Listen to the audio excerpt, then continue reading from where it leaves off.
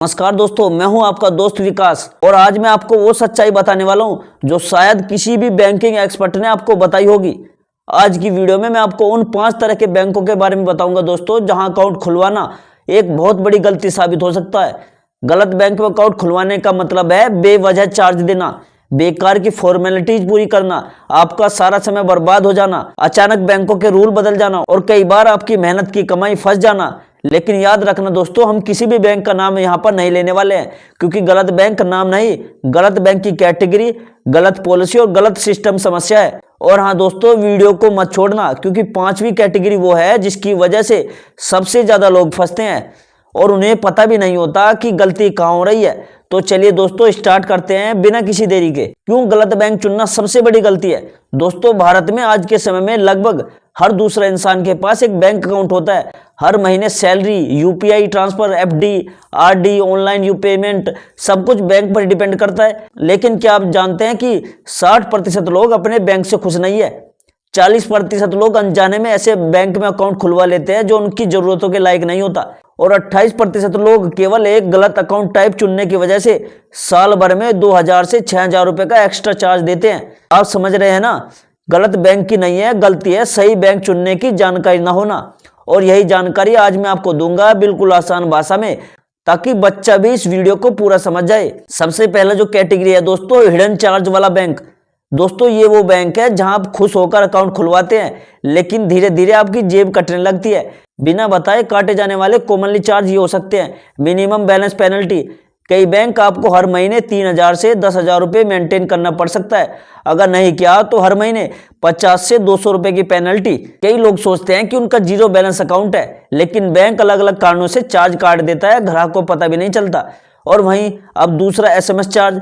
कुछ बैंक 15 से 30 रुपए हर महीने एसएमएस के नाम पर काटते हैं, पर इसका भी किसी को पता नहीं होता। तीसरा, एटीएम विड्रॉ चार्ज। बैंक बोलता है 5 ट्रांजैक्शन आपको फ्री मिलेंगे, लेकिन रियलिटी में कई बार सिर्फ फाइनेंशियल ट्रांजैक्शन फ्री होते हैं। बैलेंस इंक्वायरी भी चार्जेबल होती है, यानी जब आप अपने खाते में बैलेंस चेक करते हो तब भी उस पर चार्ज लग सकता है। बहुत से बैंक दोस्तों हर साल 150 से 600 रुपए तक डेबिट कार्ड फीस जो होती है बिना बताए डिडक्ट कर देते हैं। पांचवा, इनएक्टिव अकाउंट चार्जेस। अगर आपका अकाउंट 1 साल तक इनएक्टिव रहा तो आप पर चार्ज लिया जा सकता है। 2 साल इनएक्टिव रहा तो फिर उस पर पेमेंट काट लिया जाता है, चार्जेस काट लिए जाते हैं। और अगर 5 साल हुआ तो अकाउंट बंद कर देते हैं। असली सच क्या है देखो दोस्तों, ये चार्जेस धीरे धीरे इतने बढ़ जाते हैं कि लोग साल के 1000 से 5000 रुपए एक्स्ट्रा देते हैं चार्जेस के नाम पर। ऐसे बैंक में आपका अकाउंट खोलना एक बहुत बड़ी गलती है। दूसरी जो कैटेगरी है जिनमें आपको बैंक अकाउंट बिल्कुल भी नहीं खुलवाना, वे है स्लो सर्विस वाले बैंक। जी हाँ दोस्तों, ये वो बैंक है जहां एक छोटे से काम के लिए आपको 1 घंटा तो लाइन में लगना पड़ेगा। 1 घंटा अगर आप फॉर्म भरोगे उसमें लग जाएगा। 1 घंटा आपके सिग्नेचर पास होंगे तब 1 घंटा लग जाएगा। फिर भी आपकी समस्या सोल्व नहीं होती। ये बैंक इसी वजह से खतरनाक है। जैसे अगर आप पासबुक अपडेट करोगे तो घंटों में लाइन में लगो। अगर आप 10 बजे बैंक में पहुंचे तो दोपहर तक आपका नंबर ही नहीं आएगा। दूसरा, कंप्लेंट रेजुलेशन बहुत धीमा है, आपकी कंप्लेंट की सुनवाई नहीं होती। एटीएम से पैसे कटे 5 दिन में नहीं, आपके 25 दिन में वापस मिलेंगे।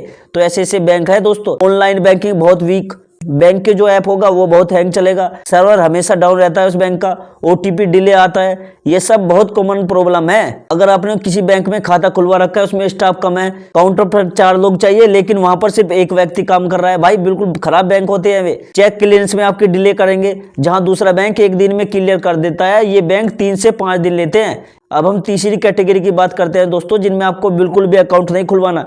ये होते हैं बहुत ज्यादा रूल्स और डॉक्यूमेंट वाले बैंक। इन बैंकों की दोस्तों स्पेशलिटी होती है कि जरा सा काम के लिए आपको सारे डॉक्यूमेंट लाने पड़ेंगे। भाई आधार कार्ड भी ले आओ, पैन कार्ड भी ले आओ, डेबिट कार्ड भी ले आओ, आय प्रमाण पत्र भी ले आओ। तो इसमें सारे डॉक्यूमेंट लाने पड़ेंगे। जीरो बैलेंस अकाउंट खुलवाने के लिए आपको 4 फॉर्म भरने पड़ेंगे। एड्रेस अपडेट करोगे तो सारे डॉक्यूमेंट लाओ। केवाईसी करोगे तो बार बार आपको बुलाएंगे कि भाई केवाईसी करके जाओ। अगर आपका ज्वाइंट अकाउंट है तो आपको अलग अलग प्रूफ देने पड़ेंगे। ऐसे बैंक में दोस्तों प्रॉब्लम ही प्रॉब्लम रहती है। और जब दोस्तों आपको ये दिक्कतें होगी तो आप बैंक में नहीं जाओगे और आपका अकाउंट फ्रीज हो सकता है। तो कई लोग टाइम पर केवाईसी नहीं कर पाते और पूरा अकाउंट उनका बंद हो जाता है। दूसरा, छोटे छोटे कामों के लिए बड़े रूल्स बनाना। जैसे अगर आप एटीएम पिन अपना रिसेट करोगे तो आपको फॉर्म भरना पड़ेगा, साइन करना है तो उसका भी अप्रूवल लेना पड़ेगा आपको। ऐसे कुछ बैंक होते हैं जो बिल्कुल घटिया बैंक होते हैं। लोन प्रोसेस बहुत कॉम्प्लेक्स होगा, लोन चाहिए तो 15-20 डॉक्यूमेंट लगाने पड़ेंगे वहाँ, और फिर आप 50-50 बार घूमते रहो उस बैंक में। डिजिटल प्रोसेस 30 साल पुराना रहेगा उस बैंक में, ना उसका मोबाइल ऐप ठीक से काम करेगा और ना ही इंटरनेट बैंकिंग अपडेट होती है। तो ऐसे बैंक मॉडर्न दुनिया के हिसाब से बिल्कुल आउटडेटेड है। दोस्तों अगर आप किसी भी बैंक में अकाउंट खुलवाते हो, उसकी बहुत कम ब्रांच है और उसके एटीएम भी बिल्कुल कम है, तो उसमें बिल्कुल भी खाता नहीं खुलवाना। दोस्तों ये बात आपको शायद छोटी बात लगे, लेकिन ये सबसे बड़ा दर्द है, क्योंकि हमें एटीएम में हमेशा कैश आउट रहेगा। छोटे बैंक में एटीएम की संख्या कम होती है, अगर आप रात में फंस गए तो पैसा निकालने का ऑप्शन खत्म। दूसरा, अगर आपको उस बैंक में खाता है तो भाई ब्रांच आपसे 20 किलोमीटर 50 किलोमीटर दूर है। कई बैंक की सिर्फ 1-2 ब्रांच ही होती है। अगर आपको कोई अर्जेंट काम है तो आपको 10 से 20 किलोमीटर भाई तुरंत जाना पड़ेगा। प्रॉब्लम इसमें जो चौथी होती है वो है ई बैंकिंग बिल्कुल स्लो होती है। छोटे बैंकों की मोबाइल ऐप बिल्कुल स्लो चलेगी, आउटडेटेड रहेगी, लिमिटेड फीचर रहेंगे, बार बार बंद होती रहेगी और कई बार काम ही नहीं करती। ऐसे बैंक दोस्तों सिर्फ उन्हीं लोगों के लिए अच्छे हैं जो हमेशा ब्रांच जाकर काम कर सकते हैं। मोबाइल बैंकिंग यूजर्स के लिए बैंक बिल्कुल गलत है, इनमें खाता बिल्कुल भी मत खुलवाना। जो हमारी 5वीं कैटेगरी है वो है अनस्टेबल पॉलिसी वाले बैंक। यही वो कैटेगरी है जिसमें सबसे ज्यादा लोग फंसते हैं दोस्तों, और उन्हें बिल्कुल भी समझ नहीं आता कि गलती कहाँ हुई। ये बैंक अचानक अकाउंट चार्जेस बढ़ा देंगे, मिनिमम बैलेंस बढ़ा देंगे, डेबिट कार्ड फीस डबल कर देते हैं, यूपीआई लिमिट कम कर देते हैं, चेकबुक चार्ज बढ़ा देते हैं और एफडी इंटरेस्ट भी घटा देते हैं और अकाउंट भी फ्रीज कर देते हैं। और सबसे बड़ी बात दोस्तों, ये सब बदलाव कस्टमर को पहले कभी भी नहीं बताए जाते। किस तरह नुकसान होता है देखो। अब आपको अचानक 400 से 800 रुपए काट लिए जाएंगे आपके खाते से। लोग सोचते हैं कि गलती बैंक की है, लेकिन असली गलती उनकी कैटेगरी है कि उन्होंने इस कैटेगरी का बैंक चुना। ये बैंक सिर्फ अपनी पॉलिसी बदलने में एक्सपर्ट है, कस्टमर की कोई कन्वेंस में नहीं। दोस्तों जो मैंने आपको बैंक की ये बुराइयां बताई आपको, तो अब आप सोच रहे होंगे कि मैं कौन से बैंक में अकाउंट खुलवाऊं। सबसे पहले जिनके चार्जेस पूरी तरह ट्रांसपेरेंट हो उसमें खाता खुलवाओ।